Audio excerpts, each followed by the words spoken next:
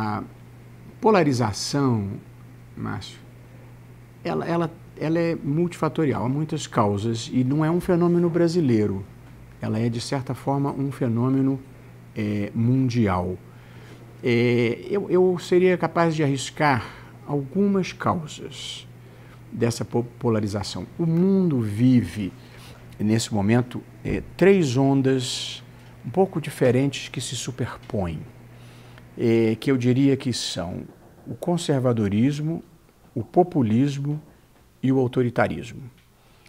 Quando elas se juntam, você cria, evidentemente, uma crise democrática, uma recessão democrática. Esse é um fenômeno que tem acontecido na Rússia, na Turquia, na Polônia, na Hungria, em que você tem líderes eleitos pelo voto popular e que, no entanto, têm uma forte veia autoritária, populista e conservadora. Portanto, quando esses fenômenos se juntam, eles são muito problemáticos.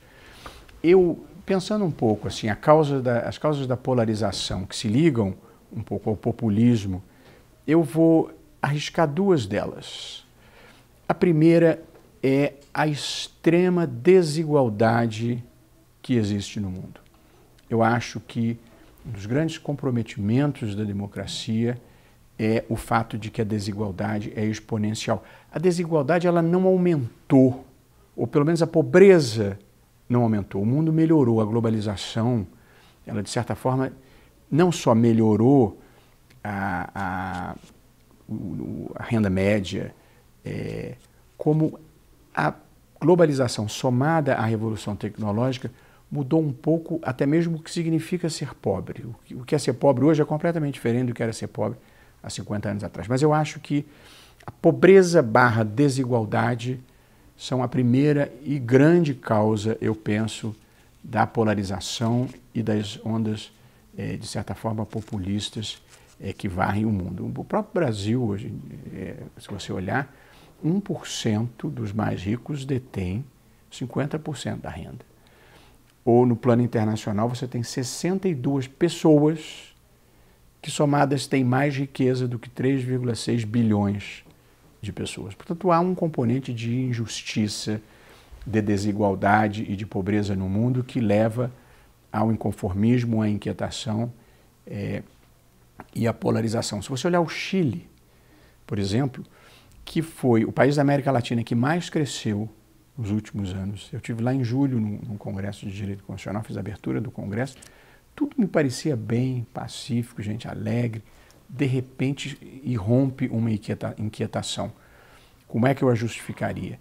Houve uma ascensão social, as pessoas se tornaram mais conscientes, mais exigentes e perceberam que a desigualdade era extrema e reagiram a isso. Então, desigualdade é um fator. E eu acho que o outro fator é um pouco o sucesso das causas identitárias no mundo. O pensamento progressista, possivelmente nós todos que estamos aqui, celebrou muitas vitórias nas últimas décadas, de uniões homoafetivas, interrupção de gestação em muitos países, ações afirmativas em favor de negros, demarcação de terras indígenas, a políticas de gênero e de proteção dos grupos LGBT, todas essas conquistas que eu considero muito importantes e valiosas e penso que compartilhamos isso. Porém, na vida não basta você vencer, você também deve convencer, deve trazer todas as pessoas com você. E acho que isso não foi feito. E, portanto, há em muitas partes do mundo, e acho que no Brasil inclusive, uma reação de pessoas que não compartilham este credo cosmopolita, multicultural, igualitário, que se consolidou em muitas partes do mundo. Então, eu acho que a polarização, que exigiria uma reflexão maior, eu identificaria como causas: pobreza / desigualdade e avanço dessas causas culturais identitárias progressistas que, de certa forma, alijaram pessoas que não foram conquistadas por essas ideias. Essa tese que eu defendo, Márcio, de longa data, que é o Supremo se dedicar às duas grandes missões de uma Corte Constitucional: proteger direitos fundamentais e proteger a democracia, que inclui esta mediação entre poderes.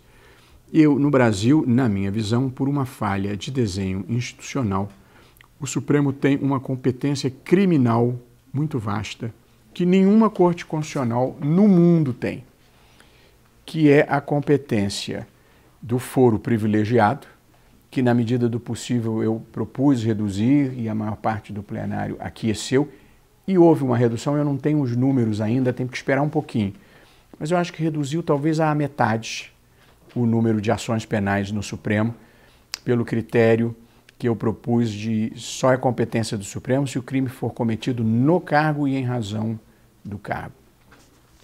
E nós temos uma enorme quantidade de habeas corpus que nenhuma corte do mundo tem.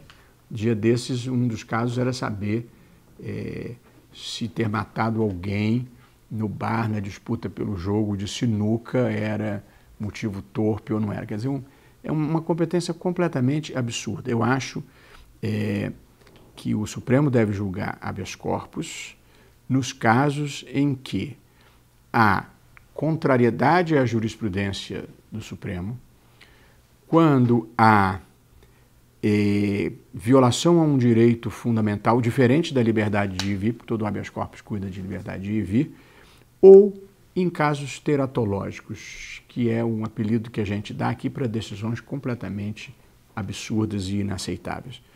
Fora isso, eu acho que os casos deveriam terminar no Superior Tribunal de Justiça e ponto, como é em toda parte do mundo. É uma competência criminal imensa e que vai chegando aos milhares.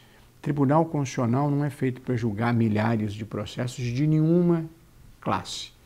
E, portanto, eu diria que o que afasta o Supremo da sua missão e muitas vezes o que o afasta da sociedade é esta competência criminal que, ao meu ver, muitas vezes ele inclusive exerce mal. O senhor acredita que a execução da pena após a condenação em segunda instância deveria ficar restrita ao sistema penal ou poderia ser estendido aos demais ramos do direito? Acho que devia estender aos demais ramos do direito. Nós vamos viver ainda um processo civilizatório de derrota do terceiro mundismo, que é o de fazer a vida funcionar. Nós somos acostumados com coisas que não funcionam e às vezes nos apaixonamos pelas coisas que não funcionam. Um processo, mas tem que levar 6 meses, 1 ano. Se for muito complexo, 1 ano e meio. Nós nos acostumamos com uma lógica procrastinatória em que os processos levam, se for rápido, 3 anos. Na média, 5, 6 anos e com frequência 8, 10, 12 anos. Quando chega aqui já demorou. Portanto, é preciso romper com isso. Um país, para ser civilizado, um país para ser desenvolvido, ele tem que ter um sistema de justiça que funcione. O nosso ainda não funciona a contento. E, portanto, acho que nós temos que enfrentar isso no civil e no crime. Em qualquer lugar do mundo que você diga o processo aqui leva 5 anos, 6 anos, 8 anos, 10 anos, isso é custo do Brasil, isso é desincentivo para alguém vir fazer negócio aqui. O senhor acha que poderia ser usado o Tribunal de Júri no Brasil para causas que não são relacionadas a sangue ou criminais? Não, acho ruim. O sistema não é bom.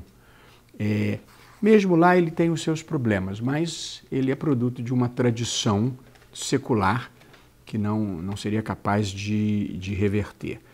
No caso do crime, eu defendo, e foi essa posição que prevaleceu na primeira turma, que a condenação do júri é prontamente executável, pela razão singela de que no sistema brasileiro o tribunal não pode modificar a decisão do júri. Ele, no máximo, pode determinar a realização de um novo júri. E, estatisticamente, é irrelevante a quantidade de casos em que se vai a novo júri com absolvição. E eu considero, Márcio, E aí não é ser punitivo, garantista. As sociedades civilizadas têm um senso mínimo de justiça. E alguém condenado pelo júri pelo homicídio de alguém, ou seja, matou alguém, no mais das vezes é por motivo torpe. Com frequência existe esta agravante. E o cidadão condenado pelo júri, e que provavelmente não vai ter aquela decisão revertida, ele sai andando do tribunal do lado da família da vítima. Eu considero que poucas coisas vulneram mais o sentimento de justiça das pessoas do que este quadro pavoroso de injustiça. Portanto, veja, um sistema de justiça que não funciona não é bom para o país, não é bom para a justiça e não é bom para os advogados. Eu acho isso. Um dia os advogados vão me reconhecer. Eu fui, Márcio, o melhor advogado que eu consegui ser, empenhado. E agora eu procuro ser o melhor juiz que eu consigo ser. A cobrança ao juiz de quando ele era advogado é profundamente injusta, porque são papéis diferentes. O advogado e os bons advogados, eu admiro todos eles, inclusive os criminalistas, porque as pessoas, elas têm uma certa arrogância de acharem que nunca vão precisar, que nunca vão passar por aquilo. E eu não sou assim, eu conheço a vida e todo mundo está sujeito a precisar de um bom criminalista algum dia. Portanto, eu tenho o maior respeito pela atividade dos criminalistas. Eu espero não precisar de um, mas se precisar não terei nenhuma cerimônia de estar lá. Eu verdadeiramente os admiro e acho que o advogado não se confunde com o seu cliente, o que é um erro primário que muitas vezes se comete. Porém, a vida do advogado, que eu fui por 30 anos e trabalhava muito, era uma vida dura, ela tem um componente mais fácil do que a vida de um juiz. É que o advogado só precisa julgar a causa uma vez, no momento em que ele aceita ou não aceita a causa. A partir dali, ele tem um dever jurídico de utilizar todos os artifícios dentro da lei e da ética que aproveitem ao seu cliente. Esse é o papel do advogado. Eu não acho que o advogado tenha o papel de mentir, embora ele possa eventualmente dar a versão do seu cliente. O advogado é o profissional que, entre teses alternativas razoáveis, patrocina aquela que atende ao interesse do seu cliente. E esse é o advogado. O juiz, que é essa vida que eu vivo só há 6 anos, ele tem outros compromissos. Eu preciso respeitar os direitos fundamentais do acusado, é indispensável. Mas o juiz também, Márcio, é o guardião da próxima vítima. Eu preciso evitar o próximo roubo, o próximo estupro, o próximo homicídio. Faz parte do meu papel. E, portanto, esta é uma avaliação inerente ao cargo. O outro lado. E esta ponderação de direitos fundamentais, liberdade e proteção de terceiros e da sociedade é uma ponderação difícil para quem foi advogado. Eu não tenho nenhum prazer, nenhum gosto em exercer essa competência criminal. Detesto esse poder de poder decidir se alguém vai ficar preso ou não vai ficar preso. Mas inerente a esse poder está também o de salvar uma vida, o de salvar uma mulher de ser estuprada ou algum outro crime contra a probidade administrativa. Portanto, o advogado Luiz Roberto Barroso tem uma certa pena de o ministro Luiz Roberto Barroso não poder viver essa vida mais amena, que é você ter um lado só. Eu tenho que olhar para 2 lados e às vezes mais do que 2 lados. Há um pouco uma confusão no Brasil entre ativismo judicial e protagonismo judicial. O que aconteceu no Brasil não foi um surto de ativismo judicial, foi um surto de protagonismo judicial decorrente daquela competência criminal que eu acho que o Supremo não deveria ter. Começou essencialmente com o mensalão. A partir do mensalão, que era uma questão criminal por foro privilegiado, em que o Supremo não fraccionou o processo, concentrou todo aqui. A partir dali, a sociedade passou a saber o nome e a posição dos ministros do Supremo Tribunal Federal. E o Supremo teve um papel muito importante no julgamento do Mensalão. Foi duro e, pela primeira vez, foram condenadas pessoas no Brasil por corrupção ativa, corrupção passiva, peculato, gestão fraudulenta de instituição financeira. Isso não acontecia por muitas razões, inclusive pelo fato de que a instauração de ação penal aqui antes dependia do Congresso. Mas nas outras instâncias também era difícil de condenar. O Supremo mudou um paradigma ali. É preciso lembrar que era o governo do PT. Este paradigma, a meu ver, não prosseguiu. Esse paradigma se flexibilizou um pouco ao longo do tempo. Essa é uma outra discussão.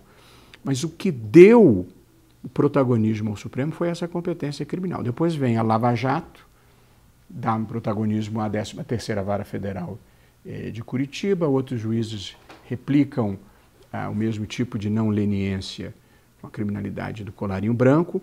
E aí começam a chegar novas causas no Supremo. E aí é que a gente julga se a competência deve permanecer ou não na 13ª Vara, se a competência deve ser da Justiça Eleitoral ou da Justiça Federal, se pode executar depois do 2º grau ou não pode executar depois do 2º grau, se as alegações finais devem ser antes ou depois, COAF. Isso deu um protagonismo ao Supremo. Mas isso não é ativismo. Isso nem é competência de um tribunal constitucional, porque isso não é interpretação da Constituição, isso é aplicação do direito penal. Portanto, as pessoas consideram ativismo o que, na verdade, foi esse protagonismo devido à matéria penal.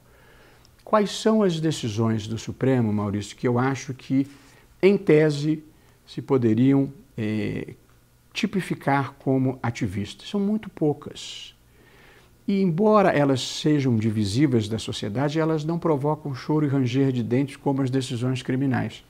Decisões mais ativistas, boas. Ativismo é porque o termo ativismo passou a ter uma conotação negativa, que é exercício abusivo de competência judicial. Não é neste sentido que eu estou usando. As decisões mais proativas do Supremo foram uniões homoafetivas. Excepcional decisão do Supremo. Foi premiado pela ONU por esta decisão. Eu mesmo fui o advogado. A decisão na anencefalia, que permitiu uma hipótese específica de interrupção da gestação, no caso em que o feto fosse inviável. Uma decisão irretocável, eu penso. Mais recentemente, e talvez essa tenha sido a decisão mais proativa do Supremo, a criminalização da homofobia. Uma decisão unânime. Por qual razão? Ali a gente estava na fronteira, realmente.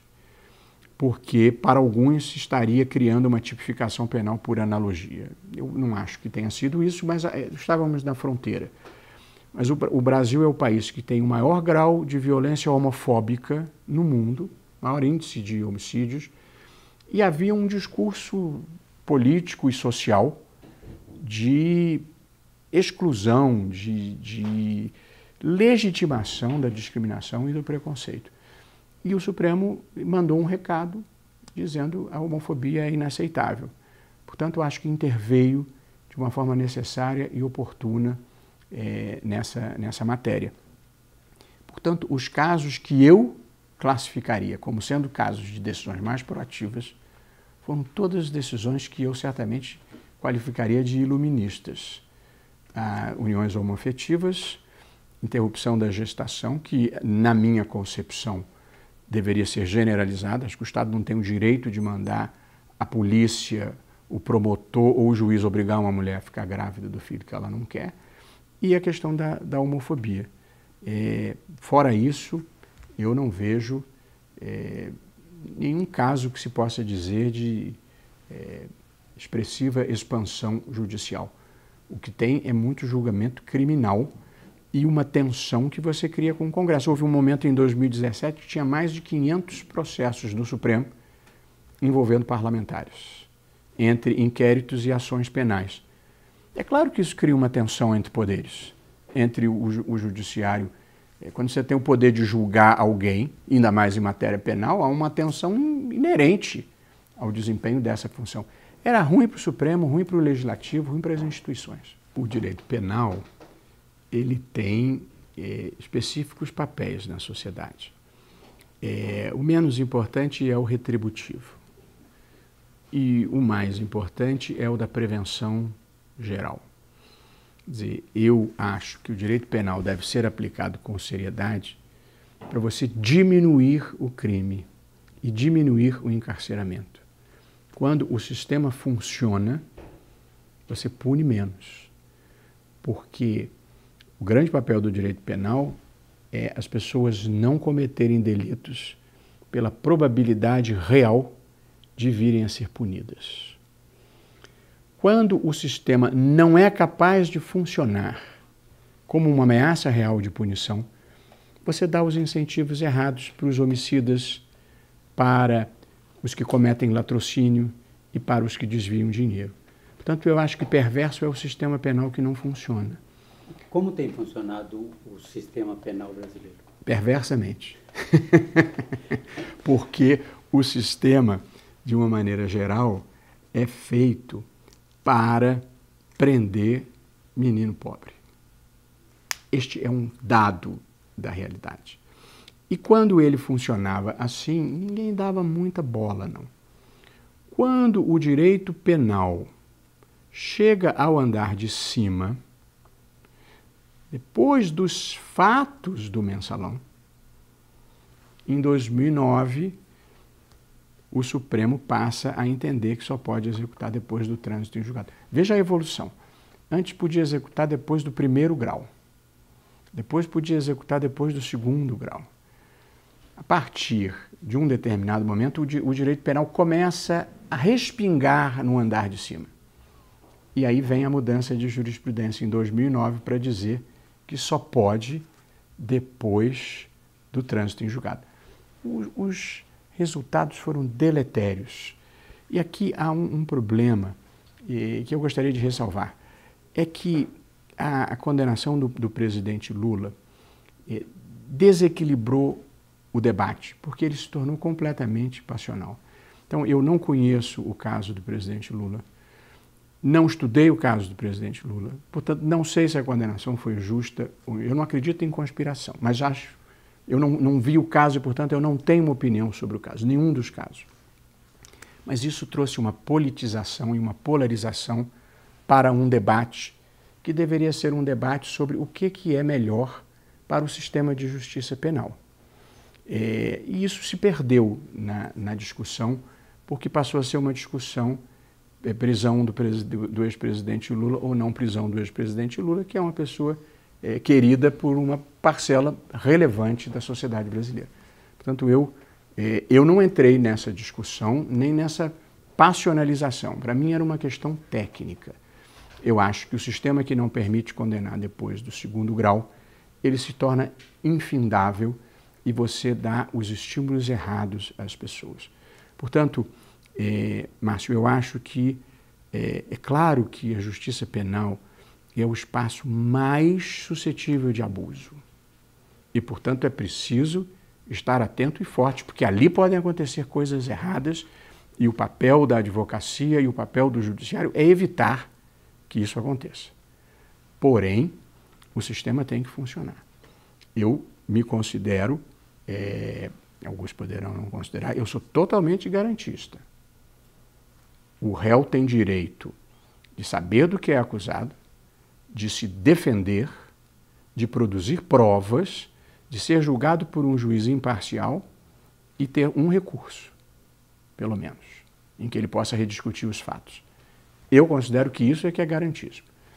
Há um pouco um garantismo à brasileira que entende que o processo não pode acabar e que tudo deve terminar em prescrição e que se por acaso não prescrever, você deve anular tudo. Eu conheço muita gente em muitos lugares, até onde menos seria de se esperar, que tem essa mentalidade. Eu não tenho. O sistema penal que funciona, ele evita a perversidade e ele diminui o índice de criminalidade.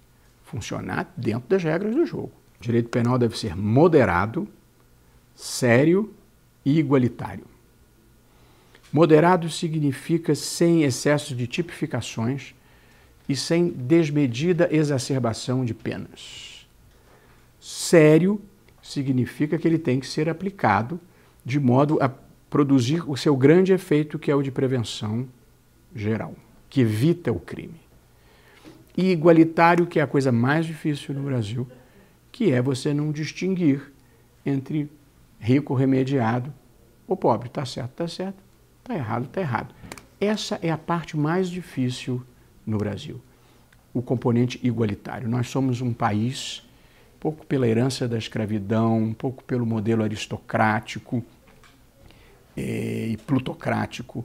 Há pessoas, para usar uma expressão do professor Oscar Vilhena Vieira, aos que são imunes de tão ricos e os que são invisíveis de tão pobres. Portanto, uns estão acima da lei e os outros estão abaixo da lei. Eu acho que a gente tem que ter um sistema igualitário. Você está falando com e juiz, não tem juiz de esquerda ou juiz de direita. Um juiz tem que fazer o que é certo, justo e legítimo. Portanto, você está falando com um juiz que não desviou nem de Aécio, nem de Temer, nem de Lula, nem de Bolsonaro, quando chegou a minha vez de fazer o que eu achava que devia fazer. Portanto, e agora sem fulanizar, vou falar em tese, achacar empresário não é legítimo, levar propina não é legítimo, se houve condenação em segundo grau não pode registrar a candidatura, se ofendeu as pessoas deve responder por isso. E, portanto, este componente igualitário é muito difícil no Brasil e, às vezes, é um percurso muito solitário seguir esse caminho. A gente precisa reagir com o direito penal aos grandes problemas que estão enfrentando. Eu diria que os grandes problemas que o Brasil enfrenta são a criminalidade comum, essa que nos assusta na rua, do roubo, do estupro, a criminalidade organizada, essa das facções criminosas e das milícias, e a criminalidade institucionalizada, que é a corrupção. Eu não identificaria, Márcio, neste momento da vida brasileira, o abuso de autoridade como sendo o grande problema do domínio penal. Agora, eu sou contra abuso de autoridade em qualquer circunstância. Acho que a legislação que reprime isso, mas, eu repito, quando o direito penal chegou no andar de cima,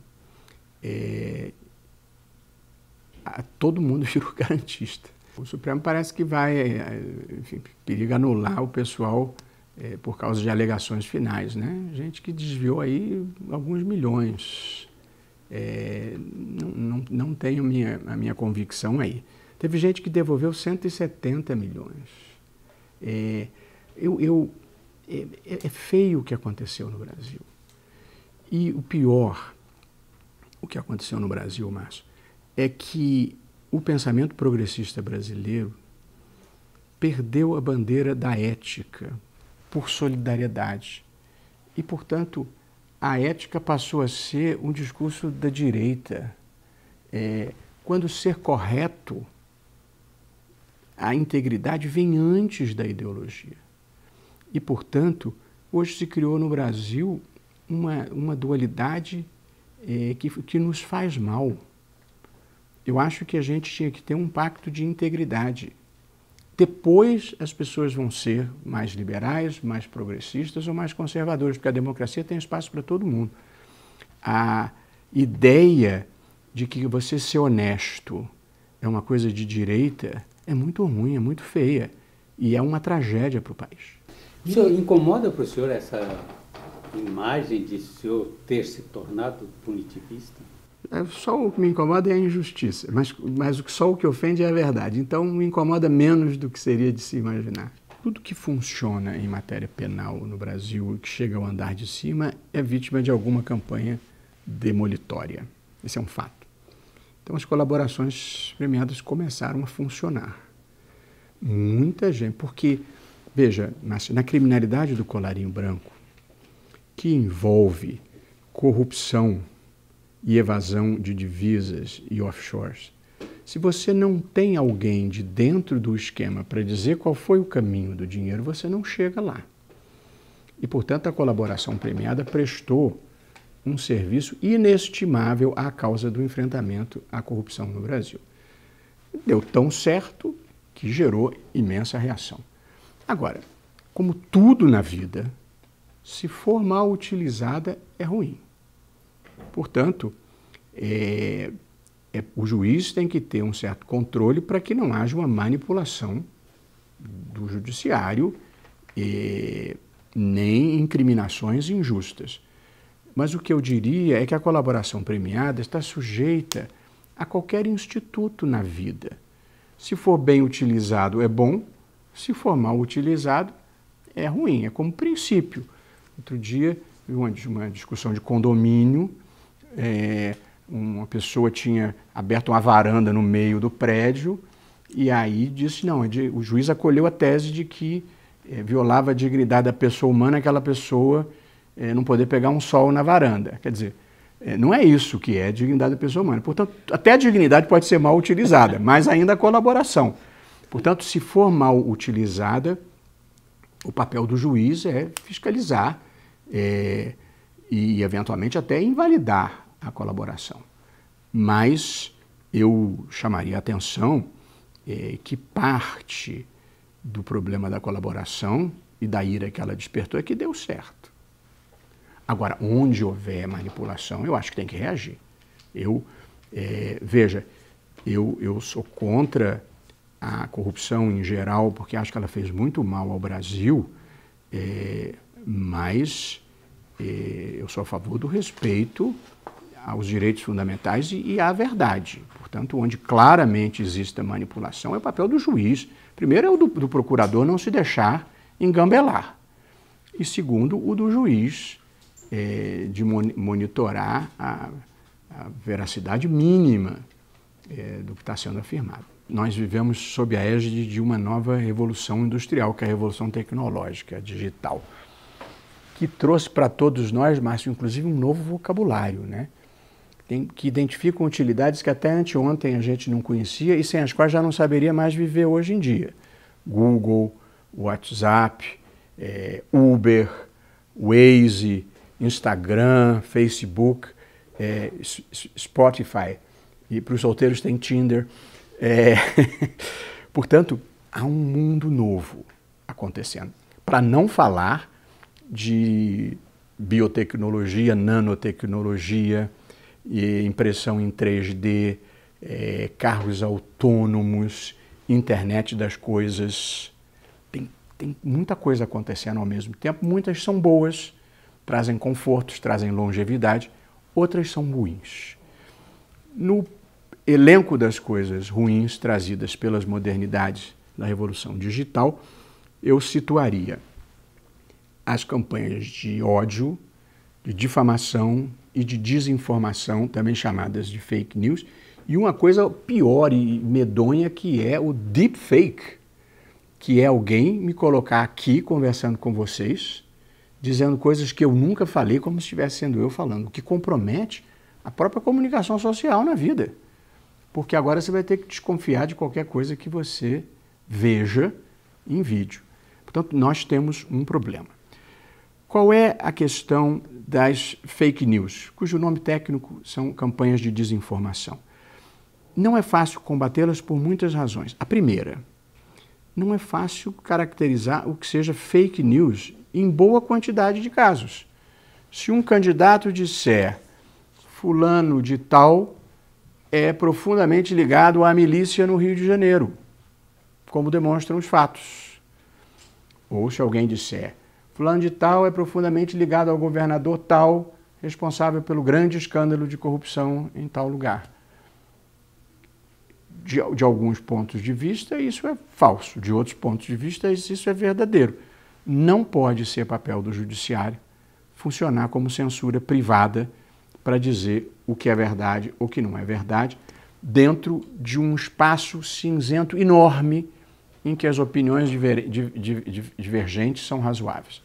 É claro que há certezas positivas. Se disser fulano tal foi condenado por pedofilia e não tiver sido, aí você pode dizer, esta é uma informação falsa, e postular a sua retirada. Portanto, em matéria de fake news, a primeira dificuldade é identificar o que é fake news.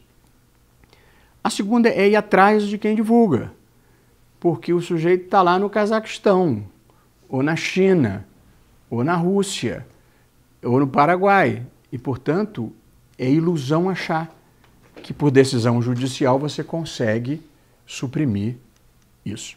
Por isso que eu falei que não se deve imaginar que a principal ferramenta de combate às fake news seja decisão judicial.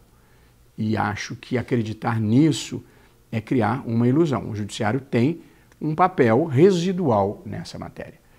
O que nós fizemos no TSE, sob a liderança da ministra Rosa Weber, eu não sou o presidente do TSE ainda, é a ministra Rosa, e quem conduz os trabalhos, o que nós fizemos foi parcerias com um grande contingente de entidades, inclusive, especialmente as grandes plataformas tecnológicas que interferem no processo eleitoral. WhatsApp, Facebook, Google e Twitter. E o Twitter. Porque essas plataformas, eles têm instrumentos tecnológicos, não de conteúdo, tecnológicos para identificar o que está vindo de robô, o que está vindo de comportamentos inusuais na rede e retirar. Esta é a grande solução.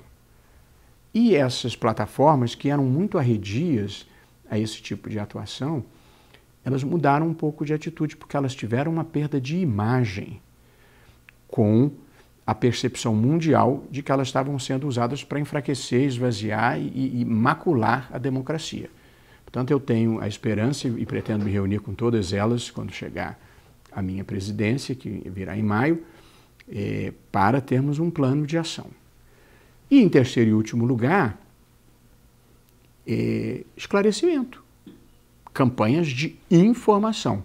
Eu nem tenho Twitter, eu não estou na rede social, mas já fui orientado, e acho que vou ter que me render, de ter um Twitter, pelo menos, para eu poder me comunicar com as pessoas, me comunicar com a sociedade, como presidente do TSE, para dizer, está acontecendo isso, não pode acontecer isso, enfim, para ter um canal de comunicação. Mas o que nós precisamos é conscientização das pessoas e informação de qualidade. Quem deve fazer isso? Sobretudo a imprensa. O problema é que imprensa de qualidade, fazendo o filtro dessa imensa quantidade de bobagem que circula pela internet.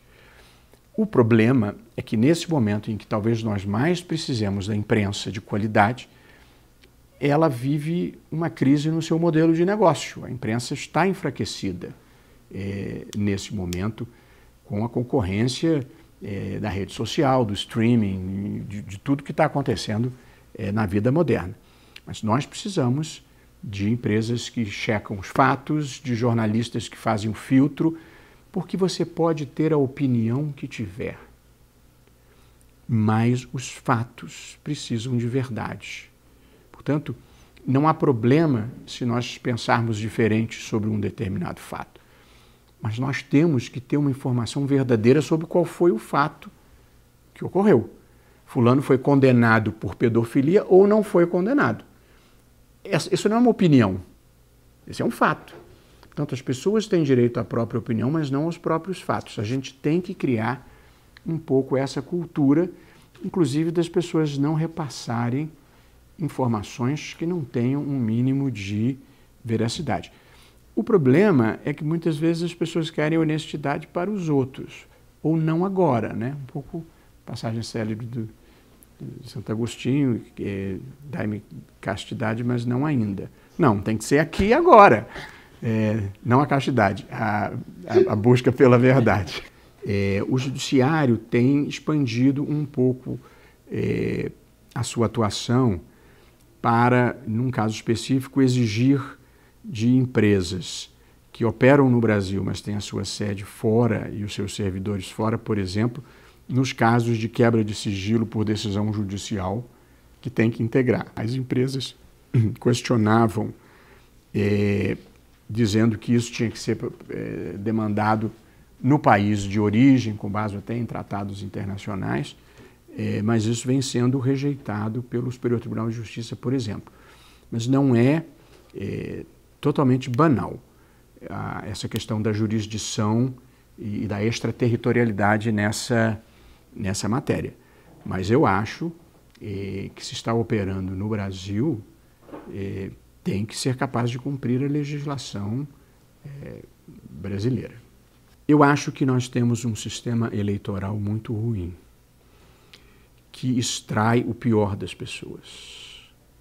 O processo civilizatório, ele existe para... Todas as pessoas têm em si o bem e o mal, é da condição humana. O processo civilizatório, ele existe para que as pessoas reprimam o mal e potencializem o bem. Eu acho que o sistema político brasileiro, em muitos momentos, faz exatamente o contrário. Ele reprime o bem e potencializa o mal. Ele é um sistema muito caro, é um sistema de baixa representatividade e é um sistema que dificulta a governabilidade.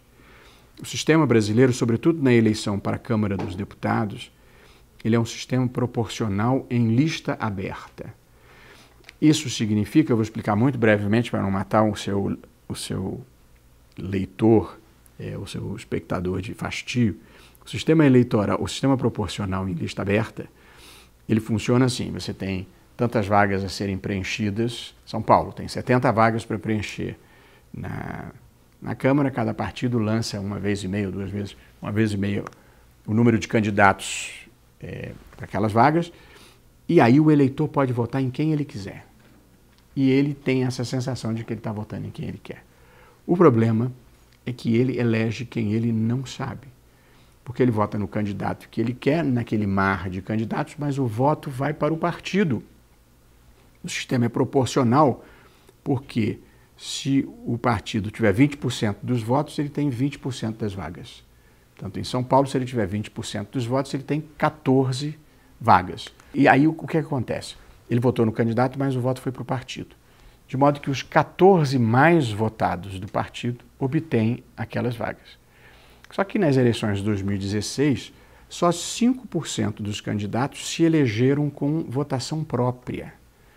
95% dos candidatos se elegeram com essa transferência intrapartidária dos votos. De modo que 95% das pessoas não elegeu o candidato em quem votou.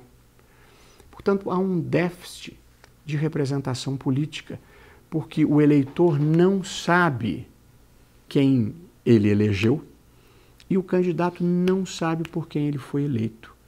De modo que um não tem de quem cobrar e o outro não tem a quem prestar contas. Isso é que explica o descolamento que eu acho que existe no Brasil hoje entre a sociedade política, entre a classe política e a sociedade civil. São mundos relativamente apartados, que não se comunicam. É ruim para o país que seja assim, porque eu acho que numa democracia, política é gênero de primeira necessidade. E, portanto, a gente tem que investir na política, uma alternativa para a democracia. E, portanto, você tem que investir na política, em política de qualidade, atrair gente nova e gente boa, o que o sistema não consegue fazer, como regra geral. Portanto, a nossa proposta lá no TSE do grupo de trabalho é pelo sistema distrital misto. Eu mesmo coordenei o grupo de trabalho, composto pelo ministro Tarcísio Neves, pelo ministro Tarcísio Vieira de Carvalho, pelo ministro Fernando Neves e pelo ministro Henrique Neves, e por uma assessora minha, que era a Aline Osório. Nós tabulamos tudo de bom que já tinha sido aprovado no Senado e adaptamos com algumas modificações e apresentamos uma proposta ao presidente da Câmara, o deputado Rodrigo Maia, que disse que ia se empenhar pela tramitação do projeto. Nosso projeto é pelo sistema distrital misto. Vou tentar explicar em 2 parágrafos, não é fácil. O sistema distrital misto, a Câmara dos Deputados, ela é dividida em 2. Metade das vagas é preenchida pelo voto distrital e a outra metade pelo voto partidário. De modo que o eleitor tem 2 votos. Ele vota no candidato do seu distrito e ele vota no partido da sua preferência. O que são os distritos? Você tem o estado todo, São Paulo, 70 vagas e 30 milhões de eleitores. Vamos botar 35 milhões de eleitores para me facilitar a conta. Das 70 vagas, 35 vão ser preenchidas pelo voto distrital e 35 pelo voto partidário. Então você divide o estado de São Paulo em 35 distritos. Em cada distrito, cada partido lança o seu candidato. E o eleitor vota no candidato da sua preferência, o mais votado obtém aquela vaga. A partir dali, o eleitor sabe quem representa o seu distrito. De modo que daí a 4 anos, quando ele voltar para pedir voto, você sabe como é que ele votou na reforma da Previdência, na reforma tributária, na reforma trabalhista. Portanto, você pode ter um mínimo de controle do que faz o seu representante, o que hoje é impossível. O outro voto é um voto no partido. Tem gente que gostará mais do PT, tem gente que gostará mais do PSDB, tem gente que gostará do PSL. O partido, portanto, tem a sua lista de candidatos, é uma lista pré-ordenada. Neste caso, como regra geral, você vota no partido e aquela lista vem pronta. As pessoas têm um certo desconforto com isso. Mas este voto é mais democrático do que o da lista aberta, porque se você votar no PT, você sabe se entrar um, quem vai entrar, se entrar em 2, quem vai entrar, se entrar em 3, quem vai entrar. No outro, você vota em quem você quer, mas você não sabe quem vai entrar. Portanto, o voto na lista pré-ordenada é mais democrático do que o voto na lista aberta. Porém, para superar preconceitos, nós fizemos a seguinte sugestão. Se o eleitor quiser votar fora da lista pré-ordenada, ele pode. E se o candidato obtiver o quociente eleitoral, ou seja, a votação própria para se eleger, ele entra, fura a lista. E com isso você um pouco compatibiliza os dois sistemas. Além do que, Márcio, nesse sistema de lista, eu acho que você pode ter, o partido vai ter os políticos tradicionais, que faz parte da democracia, mas ele pode ter o seu economista, ou o seu jurista, ou o seu líder sindical, ou o seu intelectual. Quer dizer, você vai ter uma figura representativa do ideário daquele partido. Hoje em dia, e não sou eu que digo, são os próprios parlamentares, você tem uma certa dificuldade na qualidade do debate público no Brasil, e acho que a gente tem que investir nisso também.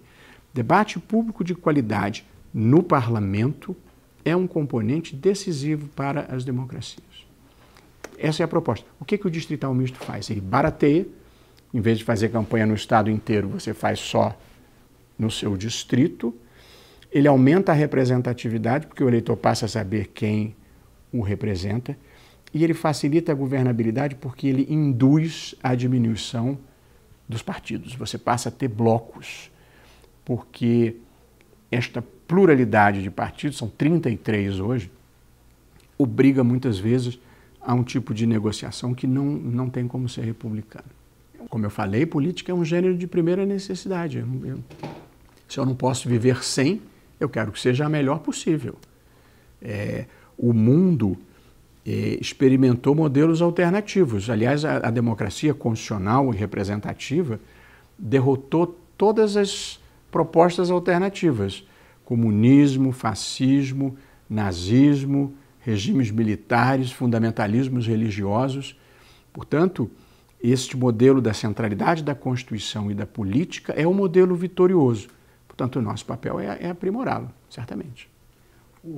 Voltando aí ao sistema eleitoral, o que o senhor acha do fim das coligações que vai ser adotado de novo na próxima eleição? Acho que era indispensável e acho que ele não pode voltar, como já se fala por aí. Por que eu acho que era indispensável? A coligação permitia que partidos que tinham orientações ideológicas e programáticas completamente diferentes se coligassem e fizessem um bloco só, um chapão. Então, para dar um exemplo emblemático e real, em uma eleição passada, o Partido dos Trabalhadores se coligou com o Partido Republicano Brasileiro. em Minas.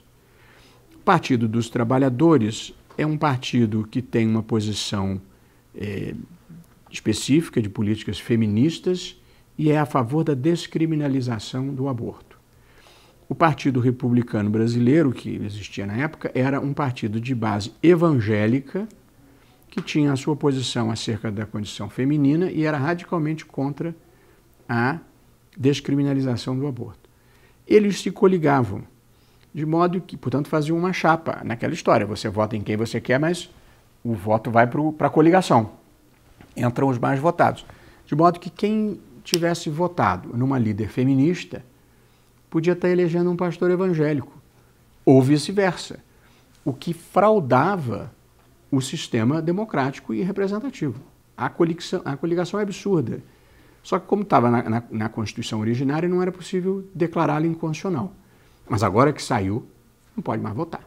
Não pode mais voltar, porque acho que frauda o sistema eleitoral. Nós precisamos... Eu acho que o maior problema é nós temos 33 partidos. Mesmo depois da cláusula de barreira nova, michuruca, gradualzinha, assim, que vai aos poucos, mas vamos indo. Nós temos 33 partidos e 76 na fila. Isso virou um negócio privado. O sujeito vai lá para conseguir fundo eleitoral e tempo de televisão. Não pode ser assim. Quer dizer, um partido tem que ser movido pelo interesse público, não pode ser um negócio privado. Portanto, é preciso repensar esse tipo de modelo. Mas o meu maior problema não é constituir o partido. Isso talvez até nem precisasse ter as 500 mil assinaturas reconhecidas em cartório, que também é uma coisa meio arcaica.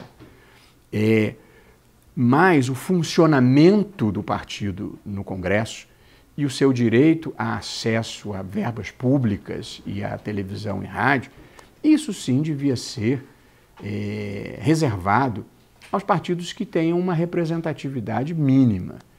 Então, eu acho que a cláusula de barreira michuruca, porque a boa mesmo, infelizmente, e contra a minha posição na época, embora eu não fosse ministro Supremo, o Supremo derrubou,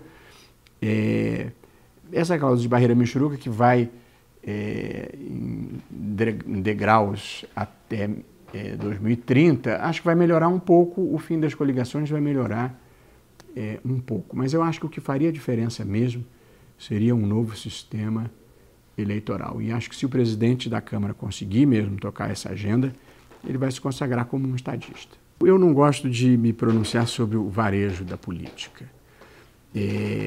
O que eu gosto de imaginar é a possibilidade de se ter uma nova ordem, que, de certa forma, ela precede a política, que é a ordem fundada num pacto de integridade. O pacto de integridade, como eu o vejo, ele tem duas regras básicas. No espaço público, não desviar dinheiro e no espaço privado, não passar os outros para trás. Essa, Danilo, é para mim a grande revolução brasileira. Evidentemente é mais fácil de verbalizar do que concretizar, mas não são regras tão difíceis assim.